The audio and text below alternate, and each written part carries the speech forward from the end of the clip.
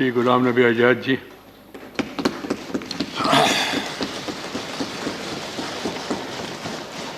माननीय chairman sir,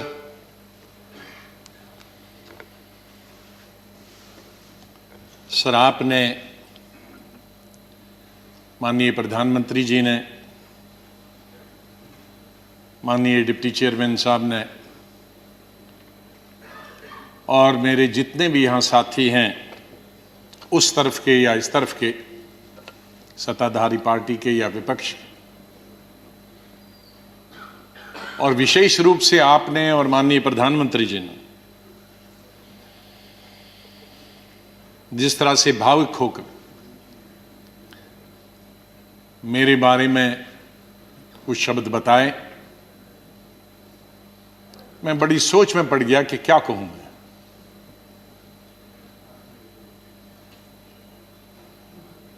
मैं इन 41 वर्षों में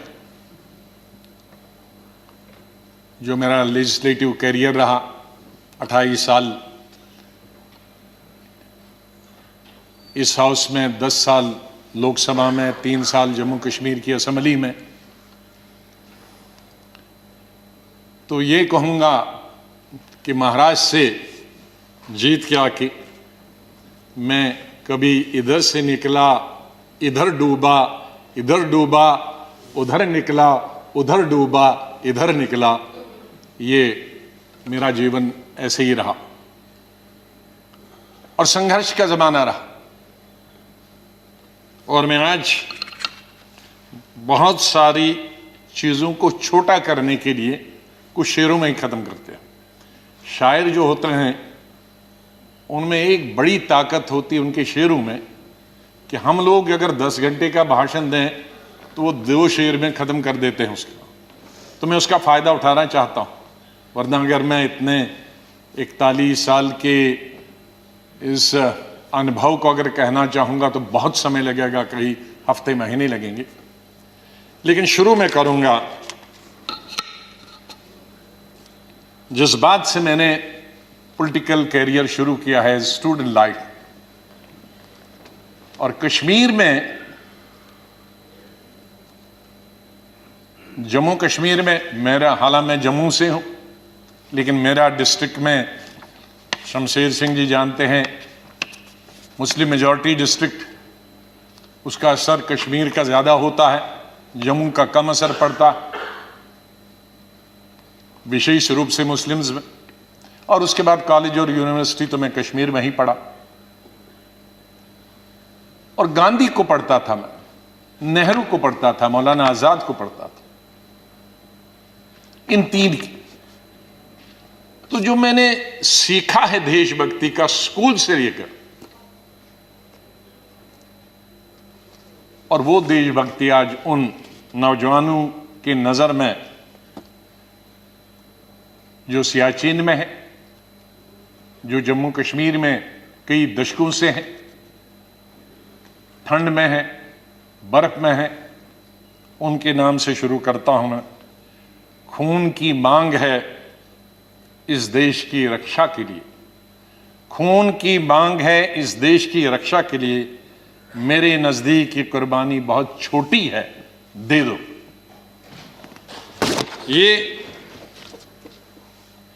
ये मेरे मन में बचपन से और स्कूल से ये बात रही। और जब मैं कश्मीर के सबसे बड़े college, SP college, Shri Pratap college में पढ़ता था, मुझे याद है वहाँ 14 अगस्त भी मनाया जाता था और 15 अगस्त भी मनाया जाता था हमारे कॉलेज में।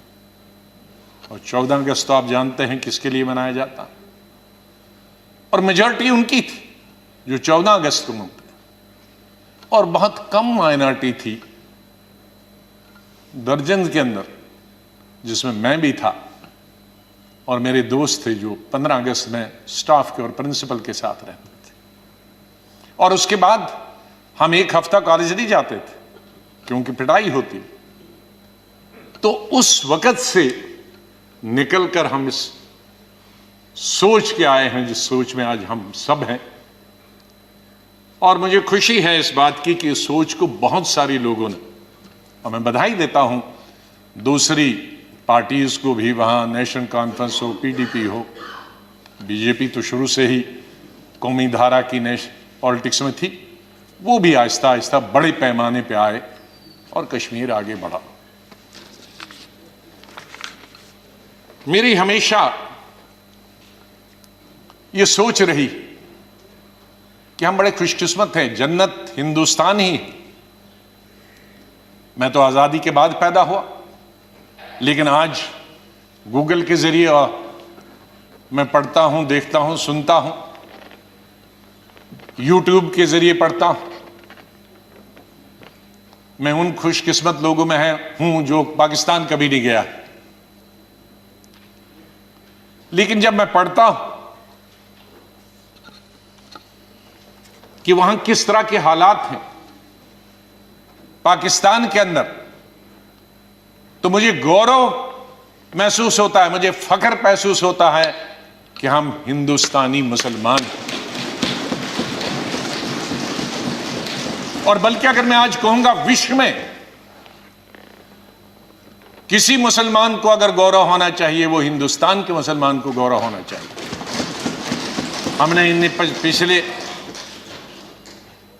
30-35 सालों से अफगानिस्तान से लेकर इराक से लेकर और कुछ सालों पहले से देखे कि किस तरह से मुस्लिम देश खत्म हो जा रहे हैं एक दूसरे के अंदर और एक दूसरे से लड़ाई करते हुए।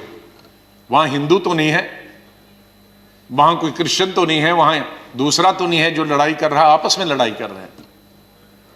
और जो कल्चर है, हमदर्द तो लोग पाकिस्तान के बहुत है, सुनने में आया है, मैं कभी गया नहीं, लेकिन जो समाज में बुराइयां हैं, दूसरे मुल्क के बारे में नहीं कहना चाहिए, लेकिन हम गौरव से ये कह सकते हैं कि हमारे मुसलमानों में वो बुराइयां खुदा न करे कि कभी भी लाए। तो आज हम गौरव से ये कह सकते हैं। लेकिन यहां मेजॉरिटी कम्युनिटी को भी 2 कदम आगे बढ़ने की जरूरत है, तभी मेजॉरिटी कम्युनिटी 10 कदम आगे बढ़ी। मेरी हमेशा ये सोच रहेगी, पता नहीं शमशेर सिंह जी ने मेरी कश्मीर की चीफ मिनिस्टर बनने के बाद पहली पब्लिक मीटिंग के बारे में कभी सुना है कि नहीं।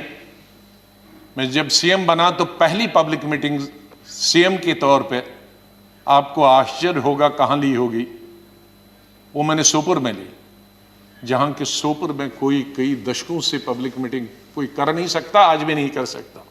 शहर में तो नहीं की, लेकिन उसी कॉन्स्टिट्यूंसी में की जहां गिलानी साहब हैं, जो गिलानी साहब वहां से 3 दफा एमएलए चुन के आए। और उस पब्लिक मीटिंग में मैंने क्या कहा था कि मेरी सरकार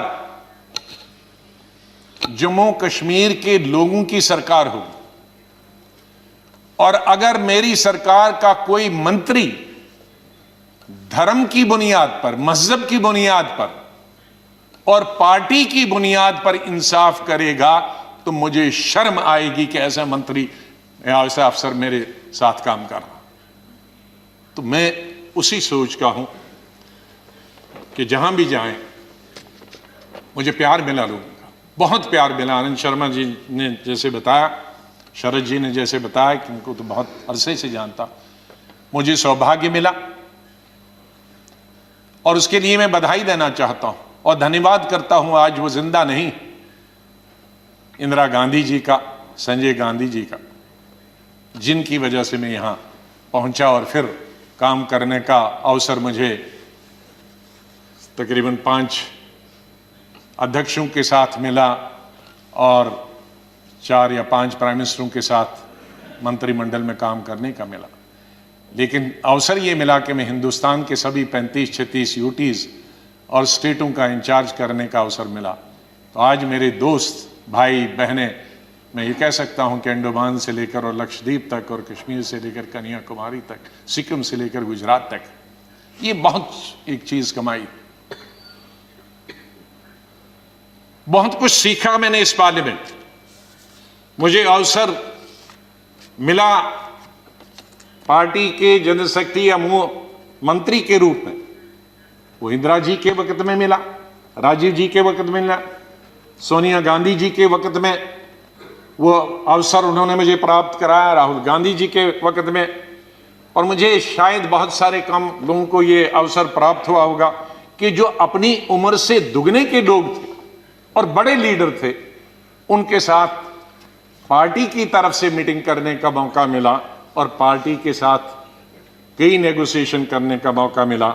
उनमें ज्योति बसु जी थी, करुणानिधि जी थे, जयललिता जी के साथ मैंने अलायंस किया, करुणाकरण जी थे, चंद्रशेखर जी थे, देवीलाल जी थे, मुलायम सिंह यादव जी थे, प्रकाश सिंह बादल जी से अलायंस तो नहीं किया, लेकिन कई चीज़ें जब मैं मिनिस्टर ऑफ स्टेट होम था तब कई मीटिंगें हुई। मैं जब देखता था implementation of Punjab accord, Assam accord, ये देखता था।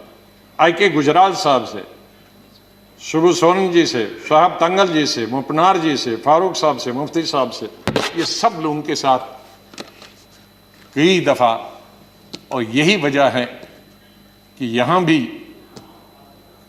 उसी तरह से मैंने चलाया। 3 प्राइम मिनिस्टरों के साथ मैं पार्लियामेंट्री अफेयर्स मिनिस्टर रहा।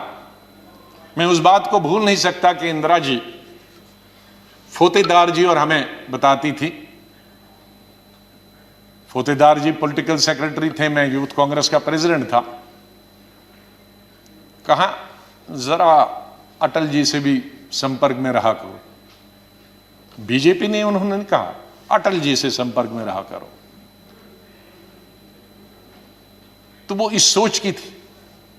बाद में राजीव जी जब प्राइम मिनिस्टर बने तो उन्होंने कहा भाई अब विपक्ष के जो लोग हैं उनके पास तो 2 MLA MP हैं, हमारा इतना बहुमत, उनको भी तो अपनी कॉन्स्टिट्यूंसी का काम करना होता होगा, उनसे भी जरा पूछा करो।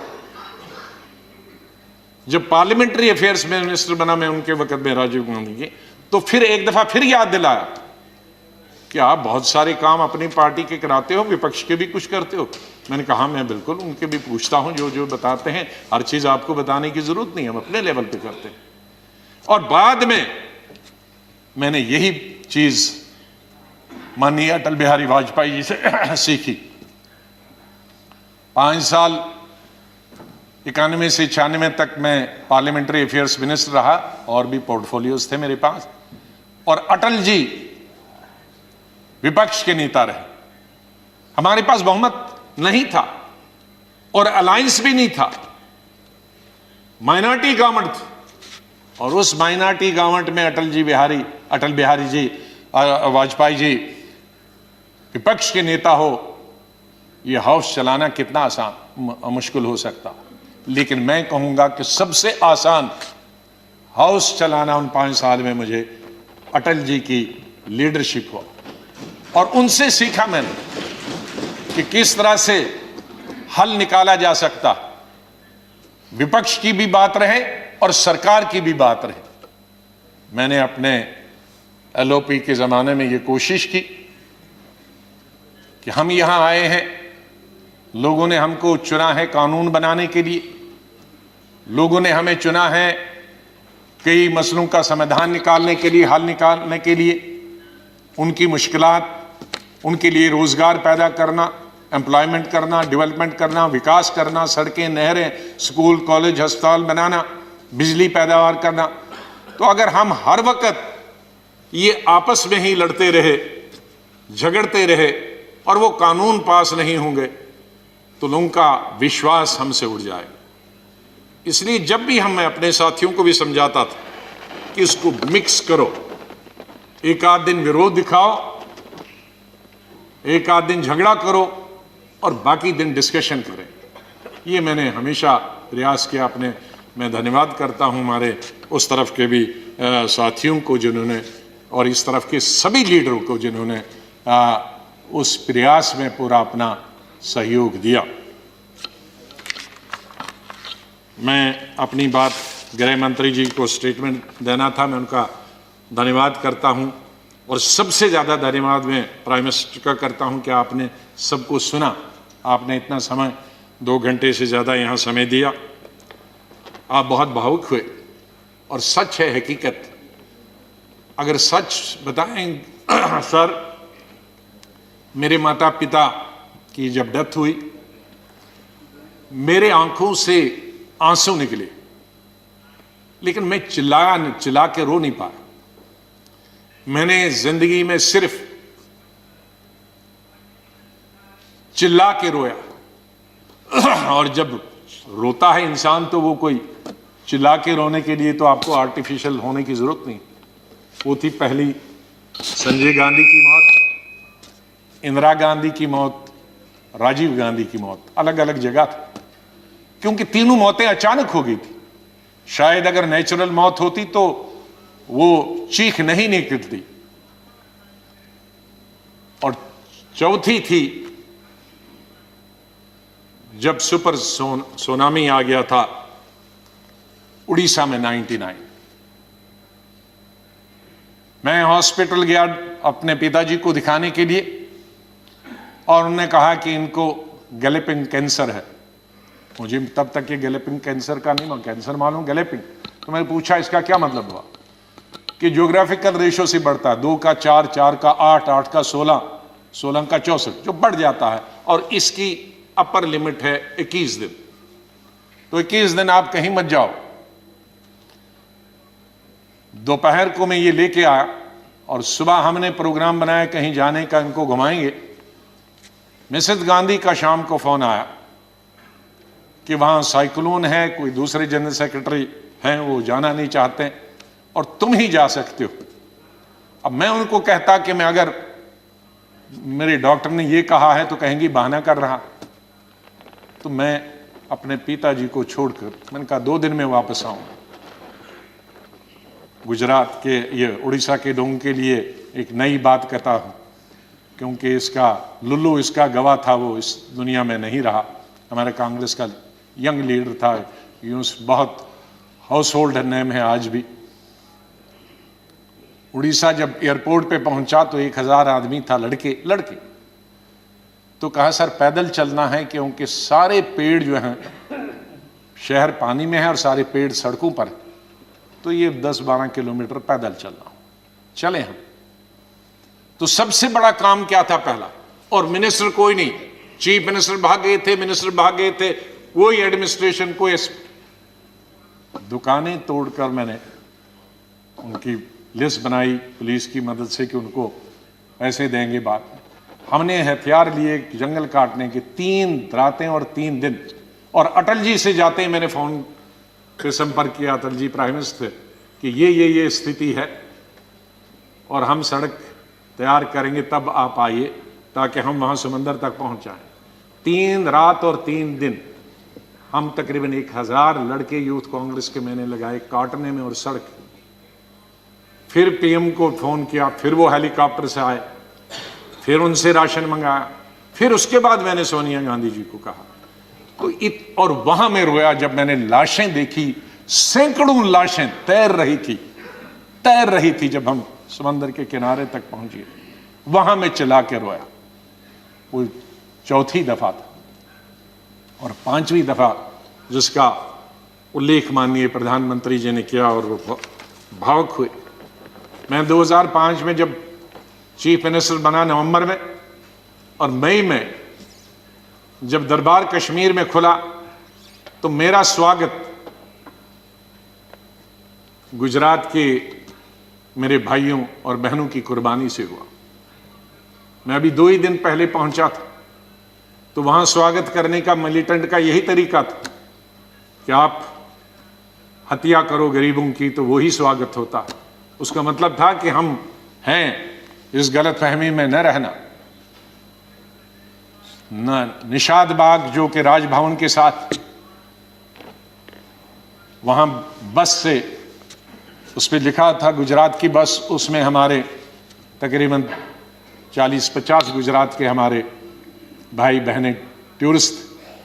उस पे उन्होंने ग्रेनेड लगाया और मेरे ख्याल में दर्जन से ज़्यादा लोग वहीं हताहत हो गए और कई जख्मी हो गए। मैं फौरन तुरंत जगह पे पहुंचा, लेकिन तब तक पुलिस ने वो हटा दिया था।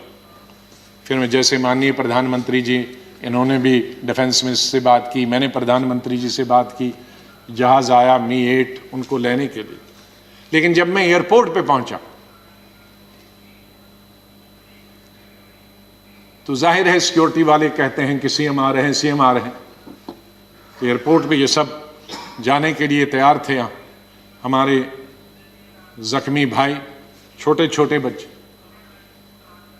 तो जब मैं एयरपोर्ट पे पहुंचा तो इन बच्चों ने, जिसका किसी का पिता मर गया था, किसी की मां मर गई थी, वो रोते रोते मेरे टांगों से जब लिपट गए तो मैं जोर से, मेरी आवाजें निकल गई, ए खुदा ये क्या तुमने किया।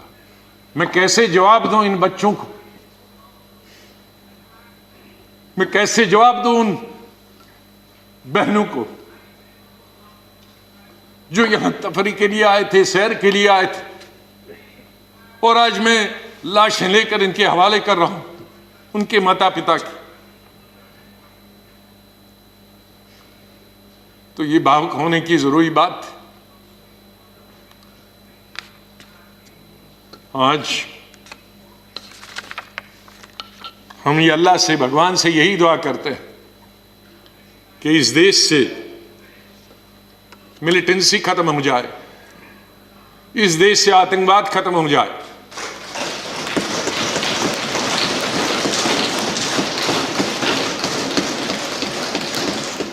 हजारों हमारे सिक्योरिटी फोर्सेस के, आर्मी के, पैरामिलिट्री फोर्सेस के, पुलिस के जवान मारे गए, सिविलियन कई क्रॉस फायरिंग में मारे गए, हजारों हमारी बेटियां और माएं आज बेवा, शायद उनका पति किसी का मिलिटेंट भी, कईयों के मिलिटेंट होंगे, कई क्रॉस फायरिंग। कश्मीर के हालात ठीक हो जाएं। मैं इससे पहले कि कुछ अशार बोलूं, पहले मैंने अपनी फौजियों के नाम बताया था, लेकिन ये शेर मैं बोलना चाहता हूं मेरे कश्मीरी पंडित भाइयों और बहनों के लिए। जब मैं कश्मीर में पढ़ता था तो सबसे ज्यादा वोट में यूनिवर्सिटी में जब जीत के आता था तो कश्मीरी पंडित मेरे सबसे ज्यादा लड़के लड़कियां वोट देते थे। बहुत सारे लोगों को मालूम नहीं कि कश्मीर में लड़कियां हिंदुस्तान के मुकाबले में सबसे ज्यादा, जम्मू में नहीं, कश्मीर में, जिस वक्त मैं एमएससी कर रहा था तो साइंस में तकरीबन 50% लड़कियां होती थी और आर्ट्स में 90%। तो ओवरऑल ज्यादा लड़कियां पोस्ट ग्रेजुएशन पढ़ती थी।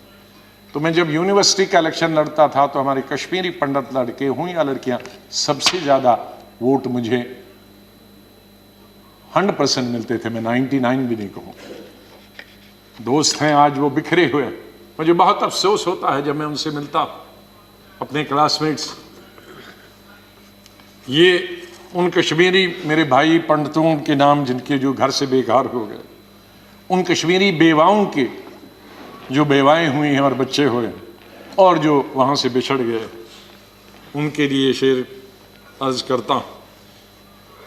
गुजर गया, और ये हमारा जो आज मुद्दत खत्म हुई इसके लिए भी कह सकता हूं, गुजर गया वो जो छोटा सा एक फसाना था, गुजर गया वो जो छोटा सा एक फसाना था।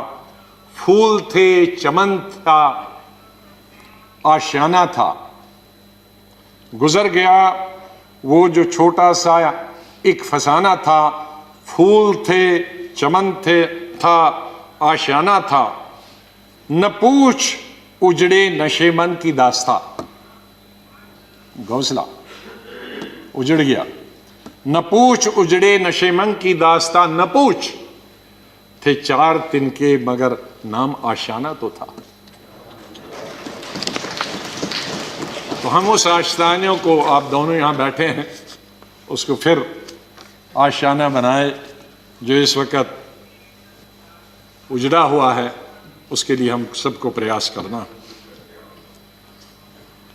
और मुझे, जैसे मैंने बताया, बहुत काम कर चुके हैं, सेवा कर चुके हैं, आशीर्वाद सबका मिला है। मैं यही कहूंगा, दिल ना उम्मीद तो नहीं, नाकाम ही तो है। दिल ना उम्मीद तो नहीं, नाकाम ही तो है। लंबी है गम की शाम, शाम ही तो है। कितनी लंबी होगी। सवेरा तो आई, विंटर में जरा लंबी होती है, तो लंबी है गम की शाम, मगर शाम ही तो है, सवेरा तो फिर आ जाएगा। और आखिर में ये कहूंगा, चाहे हम याद यहां ना होंगे, लेकिन फिर उसके लिए कहूंगा, बदलेगा न मेरे बाद भी मौजूए गुफ्तगू, बदलेगा न मेरे बाद भी मौजूए गुफ्तगू, मैं जा चुका हूंगा फिर भी तेरी महफिलों में रहूंगा। माननीय चेयरमैन साहब, मैं आपका बहुत बहुत धन्यवाद करता हूं। आपके साथ काम करने का मुझे अवसर मिला। आप जब पार्टी के अध्यक्ष थे तब भी हमारी मुलाकात होती थी, जब आप मंत्री बने तब भी बात होती थी, जब यहाँ चेयरमैन बनने से, वाइस प्रेसिडेंट आप बनने से पहले आप पार्लियामेंट्री अफेयर्स मिनिस्टर थे और मैं एलओपी था, तब भी हमारे संपर्क है। लेकिन जिस तरह का आशीर्वाद, जिस तरह का प्रेम, जिस तरह का प्यार आपका चेयरमैन के तौर पे मिला और वो जो गाइडेंस मिली, उसके लिए मैं हमेशा ऋणी रहूँगा, धन्यवाद करता हूँ उसके लिए, और आपके स्नेह और प्यार के लिए मैं हमेशा धन्यवाद करता हूँ। माननीय प्रधानमंत्री जी, कई दफ़ा टोका टोकी हुई और आपने कभी बुरा नहीं माना। एलओपी के वक्त में बड़ी बड़ी लंबी स्पीचें आपकी हुई, मेरी हुई, खास करके राष्ट्रपति के अभिभाषण पर, उसमें लंबी तकरीर होती थी। कभी हम कुछ एलओपी की जिम्मेदारी करते थे, लेकिन आपने व्यक्तिगत तौर पर उसे कभी अपने खिलाफ नहीं लिया। हमेशा भी आपने पर्सनल कॉन्टेक्ट्स को और पार्टी की जो जिम्मेदारी है उसको दूर रखा। कभी ईद हो, दिवाली हो, बर्थडे हो, उसमें बराबर आपने कभी भी कमी नहीं की फोन करने की। सबसे पहले या तो मेरी पार्टी प्रेसिडेंट का आता था या आपका आता था। दो आदमियों का तो अनिवार्य, हमारे प्रधानमंत्री और कांग्रेस प्रेसिडेंट मिसेस गांधी। और आपने हमेशा बताया कि कभी अपनी स्टेट के बारे में हो और कोई काम हो तो मुझे आप कभी भी बताना।